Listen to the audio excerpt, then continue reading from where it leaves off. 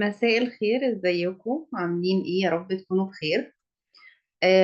لسه مكملين على الهيلث ايشوز والبادي شيب. هل انا دلوقتي بقيت واعية ان الاكل اللي انا هطلبه، يعني حاسة اني نفسي في كذا؟ هل حاسة ان انا نفسي في كذا ده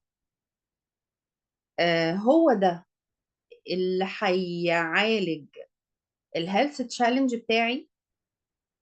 يعني الحاجة اللي انا هروح لها هي فعلا اللي هتوصلني للوزن المثالي او للصحة المثالية؟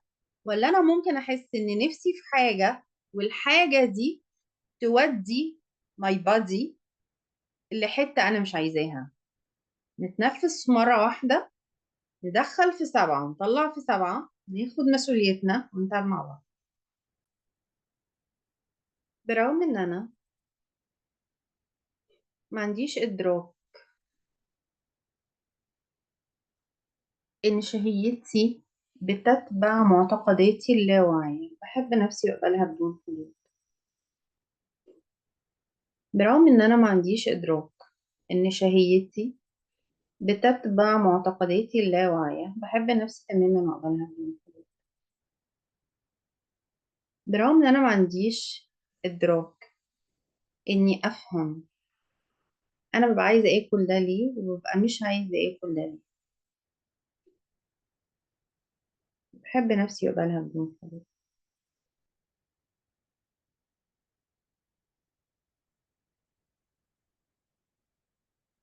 اختياراتي الحرة الطبيعية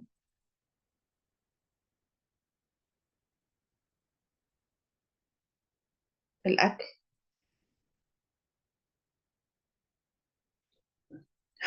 بتتبع معتقداتي اللاواعية، او بستخدم استراتيجيات غصب، بحيث غصب عني ابقى بحب وباكل اللي في مصلحتي، لاني ما اخترتش احرر المعتقد اللاواعي اصلا. بحب نفسي تماما واقبلها بجد. برغم ان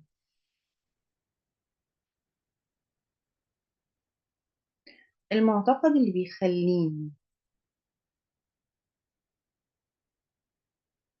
اتخن لو اكلت، وزني يزيد مع الاكل،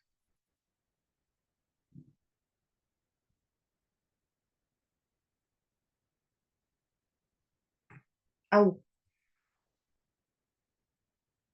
يبقى في نوع اكل بيأفكت ماي هيلث.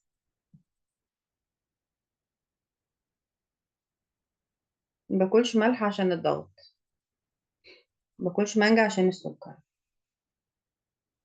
طريقة التفكير دي بتاعت الضحية، المقتنع ان جسمي ما عندوش وعي لنفسه، ما يقدرش يتوازن لنفسه،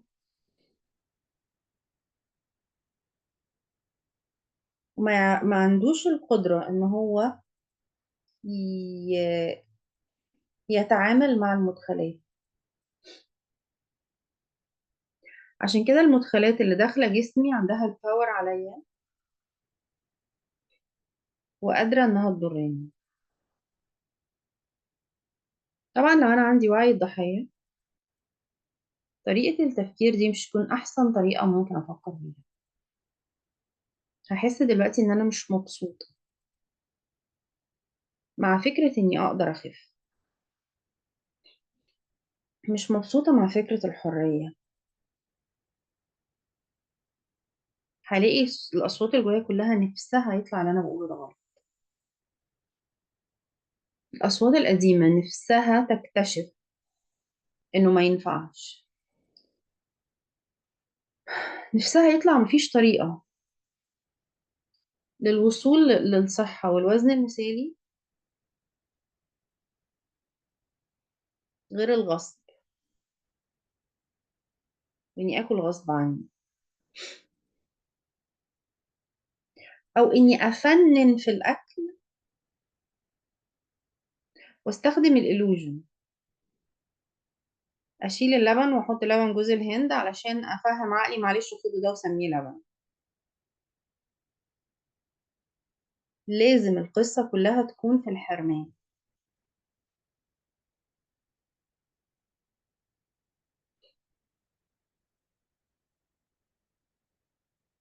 ولو حد قال لي إن في طريقة تانية لا تحتوي على الحرمان ده، طريقة معتمدة بس على إني أغير طريقتي في التفكير وإن أنا أتواصل مع جسمي أكتر،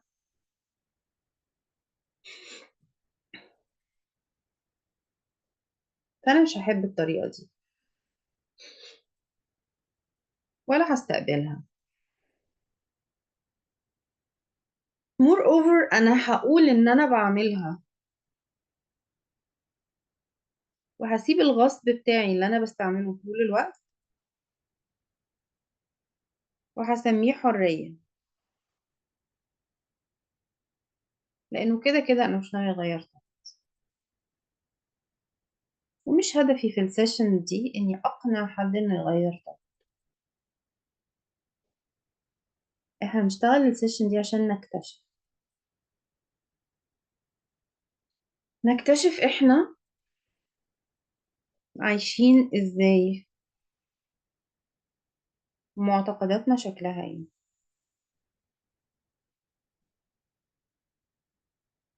I'm not courage enough إن أنا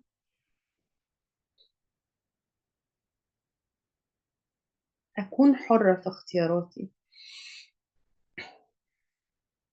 عشان أنا عارفة إن حريتي ضد مصلحتي.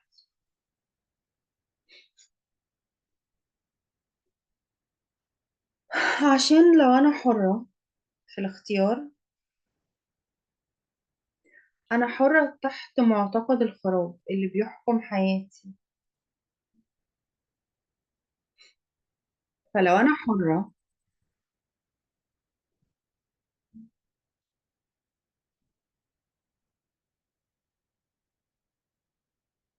فأنا أكيد هكون حرة في إني أطبق استراتيجية الحرمان وآكل من صنف واحد بشراهة شديدة جدا للدرجة اللي تأذيني. هي دي الحرية من وجهة نظري.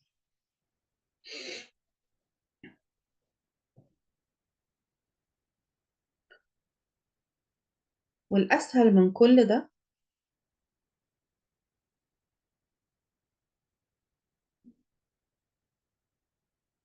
إني ألجأ للغصب،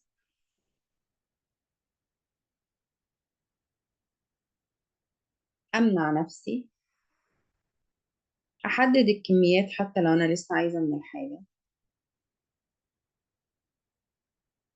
ومفيش مشكلة مع الطريقة دي لو هي دي اختياري دلوقتي. كل المطلوب دلوقتي إن أنا أكون عارفة إن في طريقة تانية، وإن الطريقة دي إني أكون حرة، وفي نفس الوقت حريتي الحقيقية مش الفيك فريدم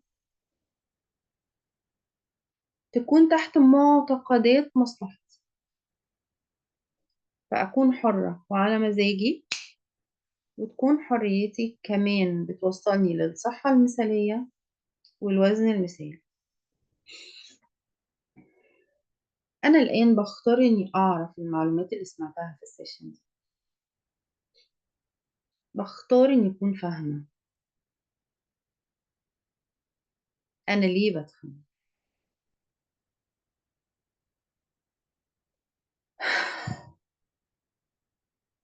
بختار أحب نفسي تماما وأقبلها بنور. نفس مرة واحدة بدخل في 7 بطلع في 7، استقبل النور مكان اللي خرج. بكرة إن شاء الله.